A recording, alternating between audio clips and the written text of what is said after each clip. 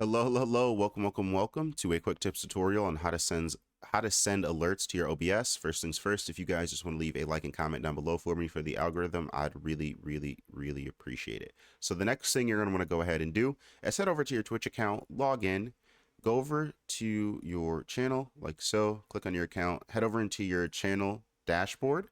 Once you're all the way in your channel's dashboard, you're just going to go ahead and head over to alerts. You can create an alert box. I already have some that I created. You can edit it however you want to edit it on this screen. And then from there, you just want to go ahead and copy your browser source URL, open up your OBS. Here, open up the wrong one. Okay, open up the OBS that you want to use. Go ahead and go to plus sources, browser. Okay. And then it's going to open up this little screen. You can get your browser URL from the bottom right of the alert screen, which mine is blanked out for privacy reasons.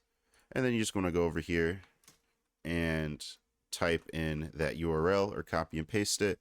And then to check if it's working, you could press send test alert. And as you see now, it pops up on my screen. If you guys have any questions, comments, or concerns, make sure to put them down below. But other than that, it's been an OBS tutorial. Thank you guys so much for watching. Have a wonderful day.